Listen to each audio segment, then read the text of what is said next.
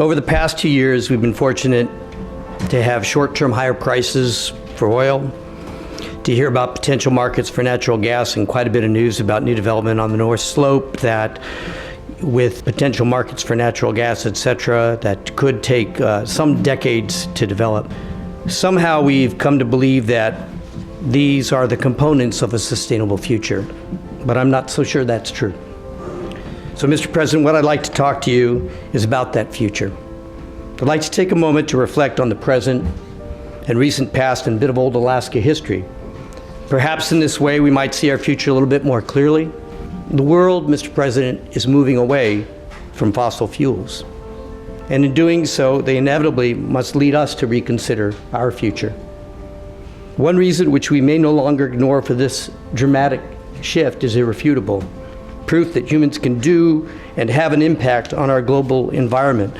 For as long as records have been kept, over 100 years of them, Mr. President, 2017 was the third hottest year on record in the United States.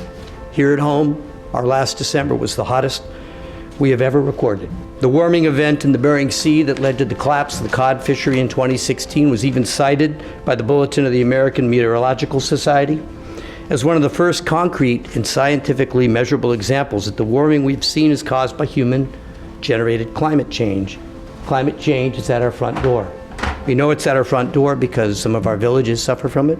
We know it's at our front door because of that loss of our own resource, our fishing resource. And we know it's here because of those temperature changes. And what else do we know? In December of 2015, at the Paris conference, we saw nation after nation, entrepreneur after entrepreneur, billionaire after billionaire, people who are not known for investing in the past, switching their investment away from fossil fuels and to renewable resources. Last month, Ford Motor Company announced $11 billion investment in all-electric cars within the next decade. The CEO of Shell even announced that he bought an electric car last fall.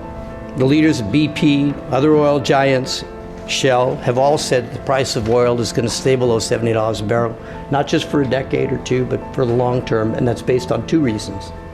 The first reason is partly due to the recovery and fracking boom across the United States. It's lowered the cost and time for extraction for oil and oversupplied the market. It can be supplied fast or short on a regular basis, Mr. President. Those easily accessible shale deposits in North America and the oversupply they are creating on the world market put our future at risk. It's also partially due to the steadily decreasing cost of energy storage and alternative and renewable energy throughout the globe. Some of these same facts were reinforced just last month. This is a real issue that we are frankly, in all of our debates and all of our actions here in this building in the Capitol, ignoring. We are expecting that oil and gas market is static, that what has been a world that uses non-renewables, the internal combustion engine, and the industry that only suffers the usual price fluctuations of the market is the norm. But today I'm suggesting to you that it isn't the norm any longer.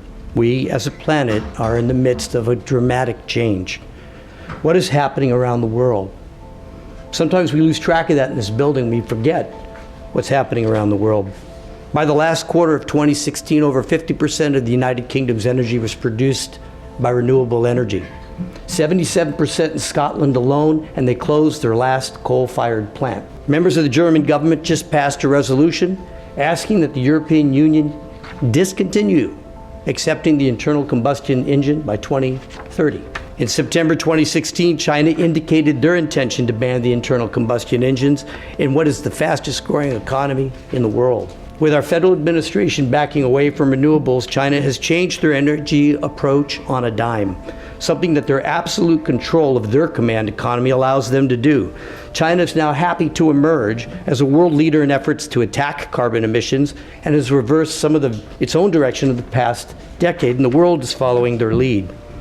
This past January, just a month ago, China canceled more than 100 coal-fired plants, including some that they were just building.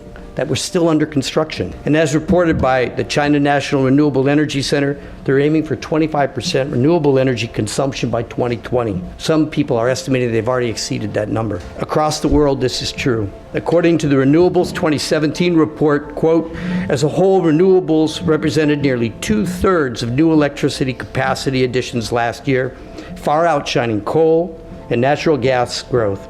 For the very first time, solar PV additions grew faster than any other resource, surpassing coal growth. Renewable growth, as prices for these technologies fall and long-term energy battery storage capacity increases, is anticipated to leapfrog fossil fuel use in the third world nations in particular, much as the cell phone bypassed hardline telecommunication in those nations as prices fell for the product.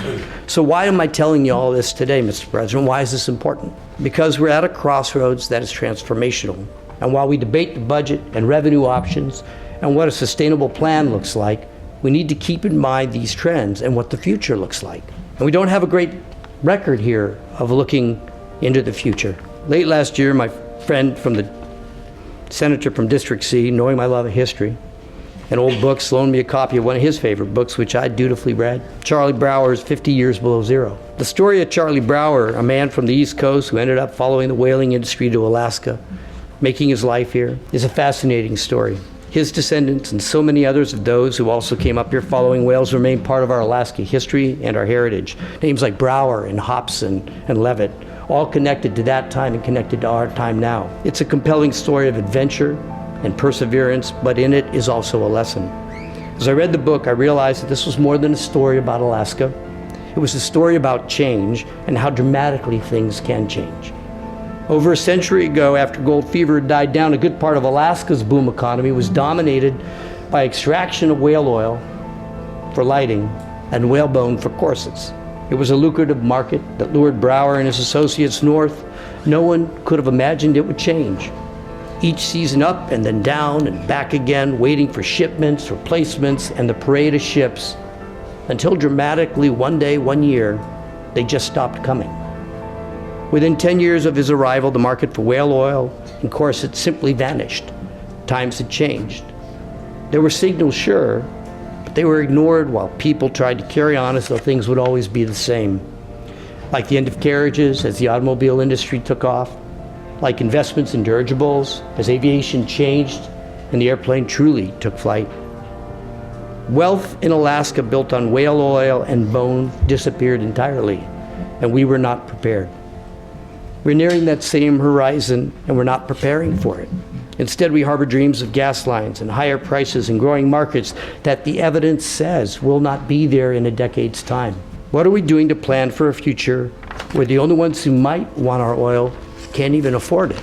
Our myopic dependence disturbs me.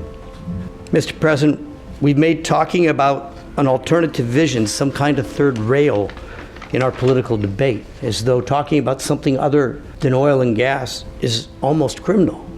It shouldn't be. To paraphrase Charlie Brower, one day the industry was just gone. That's the future we face. Today, oil meets 36% of U.S. energy demand, with 71% of that directed to fuels used in transportation, gasoline, diesel, and jet fuel. Another 24% is used in industry and manufacturing. Almost 5% is used in the commercial and residential sectors, and less than 1% is used to generate electricity. Experts see an end to fossil fuels for transportation. The greatest minds, the greatest investors are all betting on a future without these fuels. So why aren't we? Today we have the opportunity to say we are ready to be part of the future, of a new vision. Mr. President, let's make that choice now. In the 70s, Alaska became the experimental testing ground for telecommunications technology. We revolutionized telecommunications here, Mr. President. Our adverse conditions, remote challenges, and rural populations posed a challenge to a young but growing telecommunications industry, and we revolutionized it. State-of-the-art technology was developed here, and we led the nation in those efforts. On the North Slope, when it came to fracking technology and digging in and finding better ways to produce energy, we did that too. In a way, it's come to bite us a little bit in the back because it's helped develop the fracking industry around the country, but we did that here. We led. We can do it again with alternative energy. We can facilitate a partnership between local communities and private industry and alternative energy leaders. We could break the stranglehold fossil fuels have on our rural communities and our urban communities. That high cost of energy, which drives teachers out of schools, residents out of villages, and tears families apart, contributing to our high social capital costs in this state. Our migration between urban and rural areas drives social disintegration and fosters instability and homelessness in our urban areas. Instead, by pioneering energy storage, new forms of renewables like heat transfer, which heats the Seward Life Center today, small hydro, solar, wind, biomass, and other renewable forms of energy, and building alliances with private firms seeking to test long-term battery storage technology in the most difficult conditions in the world, we could transform energy and our workforce in Alaska. Internationally, it's predicted that the shift to renewables will take less than a generation. 1/3 the time it took to shift from wood to coal, 1/3 of the time it took to shift from coal to oil. It's already happening. We need to be in the forefront of that change, not just because we can be, but because we must be. Or we'll be left behind still hoping that our wealth in the ground will carry the day, even when we know it will not. That's why it's so important to invest in our university, in science and math, in education, and critical that we use our leverage through ADA, the Energy Authority, and other funds we manage, rather than bleeding them down until our window of opportunity is lost and our ability to shift our priorities and reimagine our future is gone. If we do it right, we could be the leader in this climate change technology. We could encourage the investment of these pioneering companies in testing their products here. We could be systemically developing our students through the university and our school systems to be a workforce that leads the field in these emerging technologies designed to combat our warming climate. We've led before in telecommunications and oil. We can do it again in renewables and climate change technology. We've always been the last frontier, Mr. President, but there is a path now for us to become a new frontier. All of these discussions, everything we do, determines how close we come to a path to that new frontier. Or maybe we'll find ourselves 20 years from now in our equivalent of Charlie Brower's whaling station, watching the last ship leave and wondering if they'll return or if the world has passed us by. Mr. President, we are in the midst of a winter of great technological change. Its ice is freezing around us, the hull is cracking, and the pressure is great. How do we survive? Shall we hunker down, assuming that things will not change? That what we have known will bear us through again? Or will we seize the opportunity to carve a new direction? Sometimes we can only realize the opportunity of our future by glancing to those words from the past and understanding their lessons. We are at that time. Now is that moment. What path will we choose?